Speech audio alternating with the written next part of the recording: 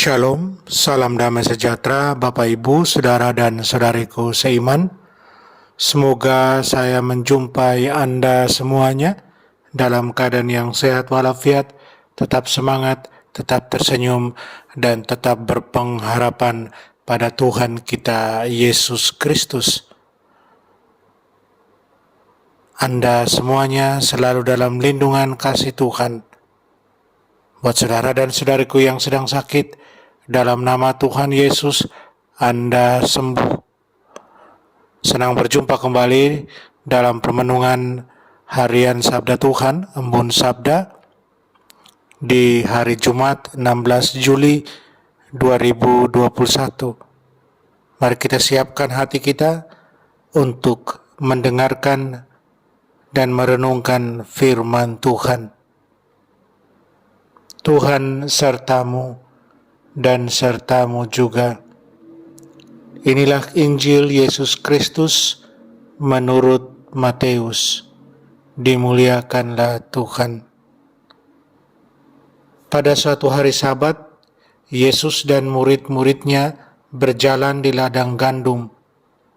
Karena lapar, murid-muridnya memetik bulir gandum dan memakannya. Melihat itu, berkatalah orang-orang Farisi kepada Yesus, "Lihatlah, murid-muridmu berbuat sesuatu yang tidak diperbolehkan pada hari Sabat." Tetapi Yesus menjawab, "Tidakkah kalian baca apa yang dilakukan Daud ketika ia dan para pengikutnya lapar? Ia masuk ke dalam bait Allah dan mereka semua makan roti sajian yang tidak boleh dimakan kecuali oleh imam-imam. Atau tidakkah kalian baca dalam kitab Taurat bahwa pada hari-hari Sabat imam-imam melanggar hukum Sabat di dalam bait Allah namun tidak bersalah? Aku berkata kepadamu, di sini ada yang melebihi bait Allah. Seandainya kalian memahami maksud sabda ini, yang ku kehendaki ialah belas kasihan dan bukan persembahan, tentu kalian tidak akan menghukum orang yang tidak bersalah. Sebab anak manusia adalah Tuhan atas hari Sabat. Demikianlah Injil Tuhan. Terpujilah Kristus. Saudara dan saudariku seiman, saya ajak Anda merenungkan yang dikehendaki Tuhan adalah belas kasihan dan bukan persembahan. Saudara dan saudariku, apakah yang dituntut sebenarnya dari perintah Allah soal menguduskan hari Sabat? Apa yang dituntut dari Tuhan, dari kita? Atau apa maksud utama di balik perintah Allah ini? Dalam Injil hari ini, para pemimpin agama, orang-orang Farisi, mereka mengkonfrontasi Yesus dengan masalah ini, soal peraturan hari Sabat. Soal maksud dari peraturan hari Sabat. Saudara dan saudariku seiman, istirahat Sabat dimaksudkan sebagai waktu yang dipakai untuk mengingat dan merayakan kebaikan Tuhan yang Dia tunjukkan lewat karyanya yang ajaib.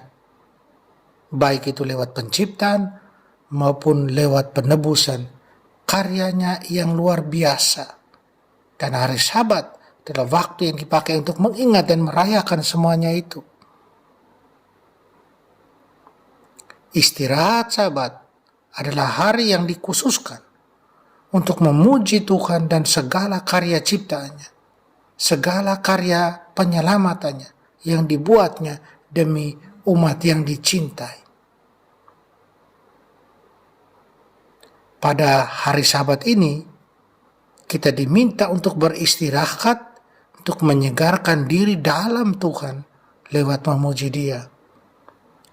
Saudara dan saudariku seiman, dalam Injil, murid-murid dimarahi, ditegur, oleh orang-orang Farisi, oleh para pemimpin agama, bukan karena mereka memetik bulir gandum dan memakan, tapi karena mereka melakukan itu pada hari Sabat. Yesus membela para muridnya. Yesus membela para muridnya bukan saja karena melihat kedegilan hati para pemimpin agama itu yang melakukan semuanya itu atas dasar iri hati dan benci pada Yesus dan para muridnya dengan segala karya penyelamatan, segala mujizat yang Yesus lakukan, tetapi juga Yesus berargumen. Dia membela para muridnya dengan berargumen berpegangan pada kitab suci bahwa kebutuhan manusia lebih diutamakan. Manusia harus lebih diutamakan daripada soal ritual. Manusia adalah gambar dan rupa Allah, haruslah diperhatikan. Yesus memberi contoh kejadian Daud dan anak buahnya yang memakan roti persembahan, roti suci di dalam bait Allah, di mana hanya para imam yang dapat memakannya.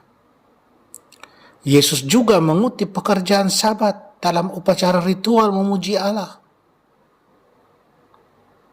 Lebih daripada itu, Yesus kemudian menggarisbawahi apa yang dikatakan Nabi Hosea, "Aku menginginkan belas kasihan dan bukan persembahan, bukan korban." Saudara dan saudariku seiman, buat Yesus segala upacara ritual termasuk Sabat adalah hal penting. Yesus tidak menolaknya. Tetapi lebih penting lagi adalah belas kasihan dan kebaikan yang harus selalu diperhatikan, terutama dalam menanggapi kebutuhan manusia yang adalah gambar dan rupa Allah.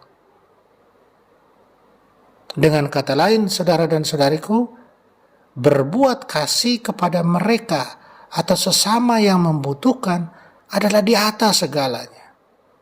Kita ingat hukum Tuhan cinta kasih. Sebagai contoh konkret, kita boleh rajin ke gereja dan mengikuti segala kegiatan di lingkungan, di gereja. Tetapi jika kita hidup dalam permusuhan dan tidak damai dengan orang serumah misalnya, maka semua yang kita buat tidak ada kasih, tidak ada guna. Tidak ada guna semua tindakan yang kita buat karena tidak ada tindakan kasih. Atau kita boleh rajin ke gereja, tapi tidak pernah menolong orang atau selalu memandang rendah orang lain, maka tidak ada gunanya rajin ke gereja itu. Saudara dan saudariku, segala kegiatan lahiriah bersifat ritual harus membantu kita untuk kegiatan rohania manusiawi, yaitu kasih dan belas kasihan. Marilah kita berjuang terus, berjuang untuk mewujudkan kasih dan belas kasihan dalam tindakan konkret dan tidak hidup dalam kemunafikan. Amin. Mari kita mohon kekuatan dari Tuhan, kita berdoa. Tuhan Allah kami, buatlah kami berjalan di dalam jalan-Mu, di mana ada cinta dan kebijaksanaan, tidak ada ketakutan dan ketidaktahuan. Di mana ada kesabaran dan kerendahan hati, tidak ada kemarahan. Di mana ada kemiskinan dan sukacita, tidak ada keserakahan, ketamakan. Di mana ada kedamaian, tidak ada kekhawatiran, kegelisahan. Di mana ada rasa takut akan Tuhan, tidak ada musuh yang dapat masuk dan tinggal. Di mana ada belas kasihan, tidak ada kegerasan. Ya Tuhan Allah, semuanya itu kami tahu tentang jalan-Mu. Lewat Tuhan kami Yesus Kristus. Dialah Tuhan dan pengantara kami. Amin. Mari kita mohon berkat dari Tuhan. Tuhan sertamu dan sertamu juga. Kita sekalian, semua orang yang kita sayangi dan kasih, segala usaha dan kerja kita, dilindungi, dibimbing dan diberkati Allah yang Maha Kuasa, Bapa dan Putra dan Roh Kudus. Amin.